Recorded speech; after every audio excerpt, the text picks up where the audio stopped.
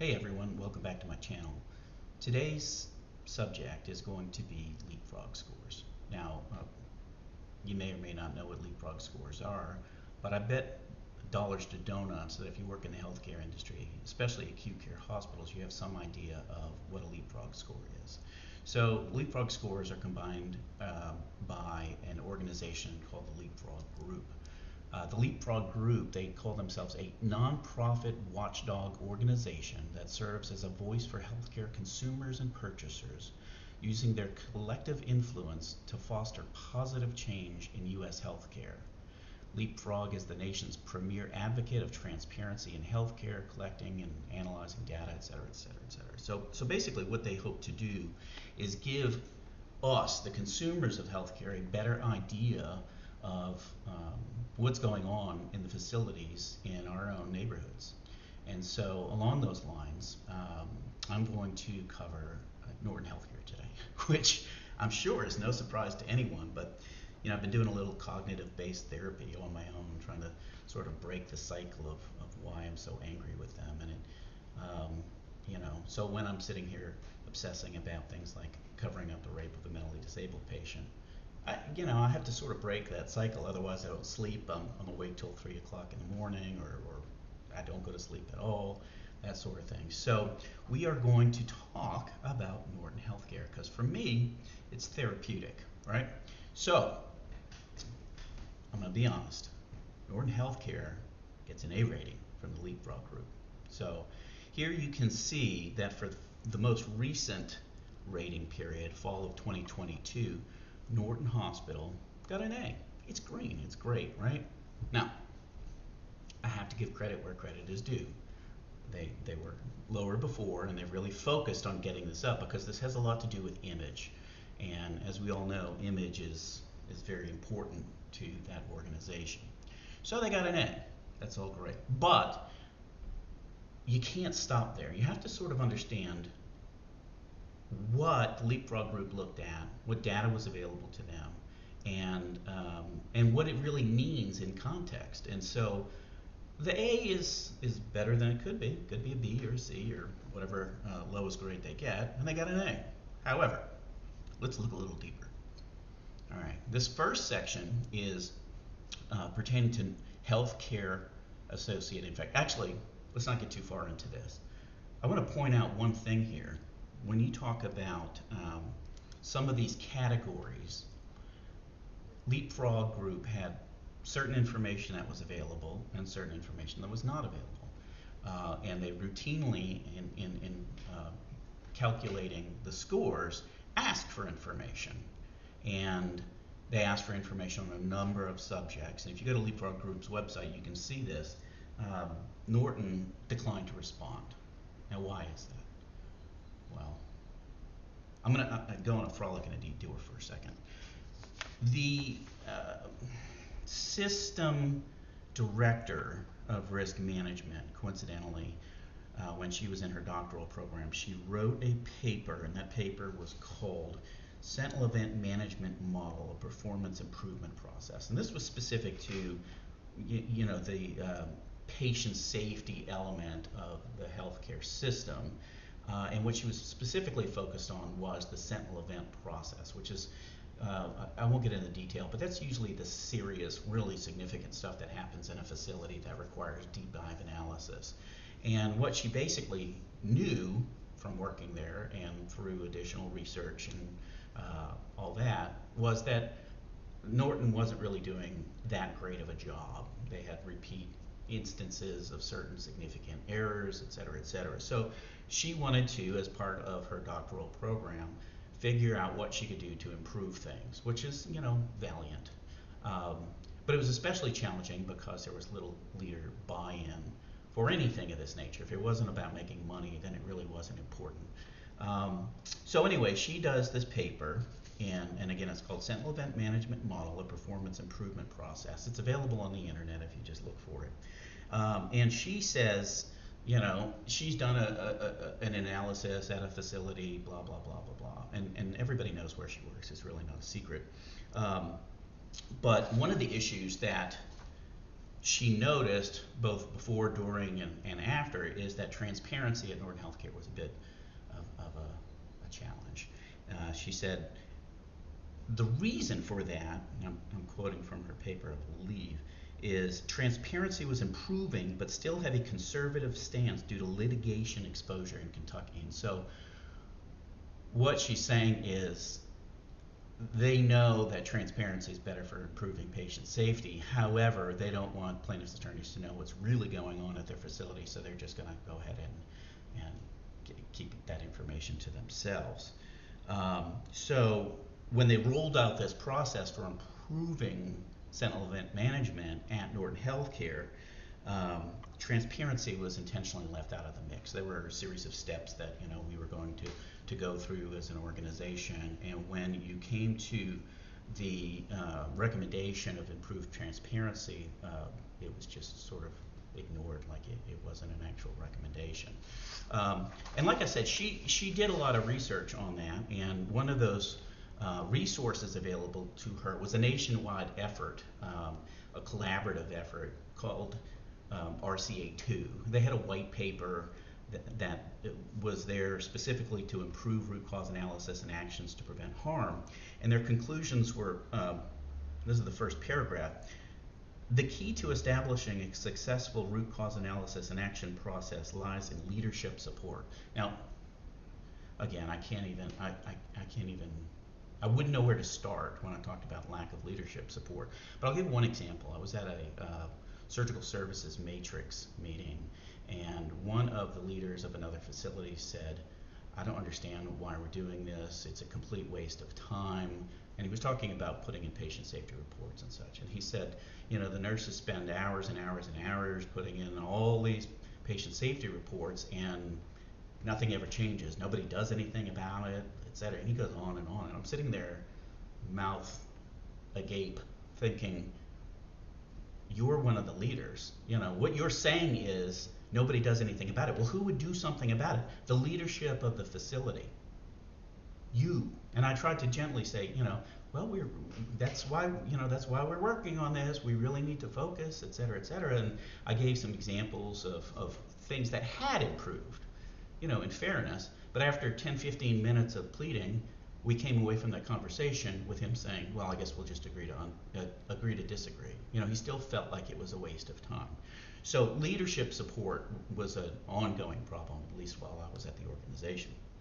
But again, back to the white paper, the RCA2 white paper, recommendation number 4 was facilities should use a transparent, formal, and explicit risk-based prioritization system to identify adverse events, close calls, and system vulnerabilities requiring RCA to review, et cetera, et cetera.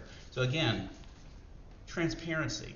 So going back to the Leapfrog scores, well, they declined to respond. And this is just on their underlying data. Why? Because they're concerned about litigation exposure. Maybe they rightfully should be. So let's get to the scores. They're not just overall global scores. They look at various subcategories and then categories within the subcategories. The first one is infections. So you can see in the first box, Norton Healthcare or Norton Hospital, the infection is MRSA infections in the yellow category. Not in the green, so it's not really good. It's not the worst, it's not in the red. It's somewhere in the middle. They could probably make some improvements, etc. But let's look at the next one. C. diff infections. They're in the red category. Not in the green, not in the yellow. As compared to other hospitals in the United States, Norton Hospital is not doing particularly well when it comes to C. diff infections, at least with the data that was reported in the fall 2022 results. Now, the next two categories are infections in the blood and infections in the urinary tract, and they're both in the green category, which strikes most people as really good, right? And it is. They put a lot of work into infections in the blood and infections in the urinary tract, and there's a key reason for that. And I actually will probably have a video on this at some point. It all goes down to how hospitals are paid. And if you have Medicare, Medicaid patients and you bill through CMS, they have a program for reimbursement that is called value-based purchasing. You can look it up. Again, I'll have a video on it. You can, if it's not really particularly important to you. But value-based purchasing works in a particular way, and that particular way affects these scores, because what they do is that, say for instance you have a hospital and you are owed through the system some random number, let's say $100 million. Okay, so what the government does is they say, okay, we understand we owe you $100 million, but here's the way we're going to work it. And the goal, again, was to improve patient safety. So one of the goals, I should say. What we're going to do is, instead of paying you $100 million, we're going to pay you some random amount, like $97 million. The numbers change, the different categories carry more weight from one year to another, or vice versa. But they'll say, we'll pay you $97 million. And then at the end of the year, we're going to crunch a bunch of numbers and compare you against other hospitals across the country. If you do really well, you get that full $3 million. If you do reasonably well, we'll give you a portion of that $3 million. And if you're towards the bottom, you may get none of that $3 million. So even with a system that just bills, say, $100 million a year, I think Norton Healthcare bills way more than that, but you've already got $3 million at stake, which is important for any healthcare organization that normally operates on what they would call a small margin. I mean, to me, $3 million, for instance, is not a small margin, but it is to them, let's be fair. So what do they look at when they're measuring that value-based purchasing? They look at things like CAUTIs and CLABSIs. What is a CAUTI? It's a catheter-associated urinary tract infection. So you get a urinary tract infection that can be directly tied to having an indwelling catheter. That is the infection in the urinary tract. They're doing well there. It could be a CLABSI, a central line associated bloodstream infection. So you have a central line in, you get a bloodstream infection, that's a CLABSI. So if anybody says, oh my gosh, we've got a urinary tract infection on 4 East, you will get a response at Norton Healthcare. You will have a whole team of people, from frontline workers to leaders on the unit. You will have people from administration. You will have people from pharmacy, and they will all be there to talk about that urinary tract infection. Why? Because they want that money that's been withheld by the federal government. Now, let's again compare the next category, which is surgical site infection after colon surgery. Number one, they're not doing particularly well. They're in the red category, and the same for sepsis after surgery. I don't know whether they specifically calculate that data or not. Regardless, Norton Healthcare is not doing particularly well, at least compared to other facilities, despite their A rating. All right, next section is problems with surgery. They don't leave a lot of things in patients' bodies, which is good. Surgical wound splits open. They're below average. Look at the next one. Death from serious treatable complications. Treatable complications. Death from treatable complications. They're in the red category. They're below average. Why is that? I don't know. I can tell you that if I said UTI, I'm going to get people running. That wasn't necessarily the case with things that aren't measured in the value-based purchasing program. Blood leakage, they look like they're doing well, kidney injuries, et cetera, et cetera. But again, death from serious treatable complications, below average. Now, again, we'll look at safety problems next. They seem to be doing well with harmful events. I don't know what that even means. Dangerous bed sores. Nobody's in the hospital long enough these days. I'm exaggerating. Most people are rushed out the door as soon as possible, because the way the most insurance works is you're paid some money and you utilize it the best way you can, but you're only getting so much money. So if the patient stays in the hospital for a particularly long time, you're not getting paid any extra, right? So I guess my point is it's pretty hard to get a dangerous bed sore in facilities like, say, North Brownsboro Hospital. Now, falls with injuries and falls with broken hips, again, they're in the red category. So despite their A rating, you know, you might die, you might fall and break your hip, but you're not going to get a PP infection. Same for collapsed lungs and dangerous blood clots. So 4 of the 7 sections under safety problems, they're in the red category.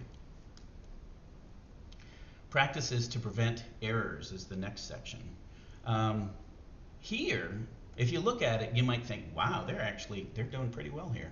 There are 6 total categories, of which 5 of which they are in the green category. But notice the one that they're in the red category, below average. Hand washing, the simplest thing, hand washing.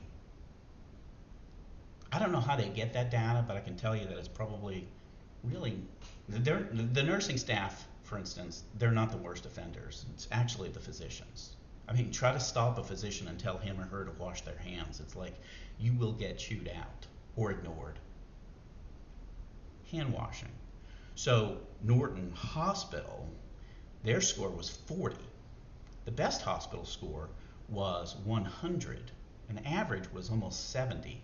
And Norton, despite having 5 out of 6 in the green category, this practices to prevent errors, they got a 40 out of 100. So I'm going to show you 2 more slides. One is Norton Brownsboro Hospital and the other is Norton Hospital. If you focus on anything, I would ask you that you just sort of compare and contrast Norton Audubon, Norton Brownsboro, Norton Hospital, and you'll see that the scores seem to be, at least to the layperson, identical. And there's a reason for that. It's because with Medicare and Medicaid, they have, like, I don't know if it's called a provider number. There's some number that's assigned that all the billing goes through. And Norton Healthcare has chosen to have one number. And it applies to all the facilities. So when you're talking about Norton Audubon Hospital, Norton Brownsboro Hospital, Norton Hospital Downtown, they're all the same thing. The surveyors do come down and they look a little bit at each facility, but it's all one sort of billing entity for purposes of reimbursement, et cetera, and for purposes of the Leapfrog score, apparently. So Leapfrog scores are great for what they are, which is providing us some insight. Now we know until it's required by law, we probably won't get full disclosure, full transparency from Norton Healthcare. But look at the scores and don't just look at that front page that says, hey, they got an A rating for fall of 2022, because really, it really depends on what you want out of your healthcare. If your primary goal is to not get a urinary tract infection, then great. If you have some other concerns, you know, the ratings may differ in that particular subcategory. So be an informed consumer and take a look for yourself. Thanks for your time.